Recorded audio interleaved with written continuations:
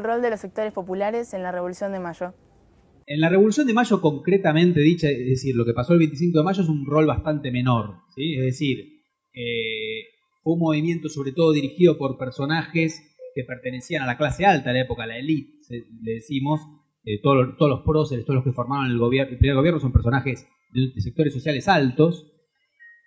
Y hubo alguna participación, quizá, no lo sabemos bien porque a veces los documentos son escasos, ¿no? Entonces, y nosotros trabajamos con documentos para poder decir las cosas que decimos. Entonces, sabemos que hubo 400 personas que, por ejemplo, firmaron el petitorio por el cual se formó la Junta, pero en esa época la mayor parte de la población no sabía firmar, es decir, no sabía escribir, con lo cual no sabemos si había otra gente que apoyó. French y Beruti, dos personajes muy famosos y que en ese momento eran como agitadores políticos, firmaron en ese famoso petitorio diciendo: yo firmo por mí y por 600 más. Si había 600 más de verdad, si estaban inflando los números, evidentemente alguna gente los estaba siguiendo, pero lo que sabemos es que en esa época nadie señaló que hubo una participación popular, o sea, del bajo pueblo, realmente como algo decisivo. En cambio, a partir de 1810, sí, después de 1810, sobre todo después de 1811, la participación popular se convirtió en algo muy importante. Y sí, la gente de la época que escribía empezó a señalar que gente de poncho, gente de común, estaba participando políticamente. Pero eso fue cuando realmente empieza la revolución, que es a partir de 1810, no tanto en la Revolución de Mayo, ¿sí? ¿Por qué de las revoluciones que se sucedieron entre 1810 y 1816, la única exitosa fue la nuestra? Es una pregunta que se hizo muchas veces en la historia argentina y que lamentablemente muchas veces la respuesta lo que hacía era reafirmar cierto orgullo inflado de lo argentino y particularmente de lo porteño. Esa idea de que Buenos Aires es la capital invicta que nunca había sido derrotada, que puede estar bien planteado, pero el problema es lo que está implícito ahí, que es, bueno, el resto de las capitales o el resto de los pueblos americanos no le fue tan bien.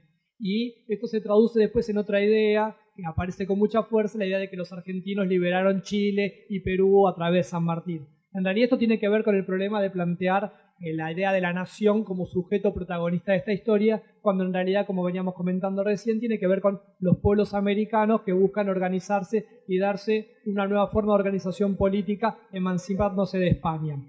Ahora, hay respuestas para esto. Una posible tiene que ver con la menor capacidad de poder tener un centro de poder de las autoridades coloniales en el Río de la Plata, que en realidad el lugar más importante que tenía en ese sentido era el puerto de Montevideo, que era el apostadero naval español. Pero cuando se produce la resistencia de Montevideo contra la Junta de Buenos Aires, estalla el levantamiento de la campaña oriental que nosotros conocemos a través de su dirigente más importante, que fue José Artigas, con lo cual la capacidad que tienen los españoles en la zona de Buenos Aires y del litoral de poder conquistar a Buenos Aires y a los pueblos que Buenos Aires está gobernando en ese entonces, muy poca. No pasa lo mismo en Chile, que después que crea una junta propia, el virrey de Perú logra reconquistar Chile. Lo mismo pasa en lo que actualmente es Colombia y Venezuela. Son lugares que son reconquistados.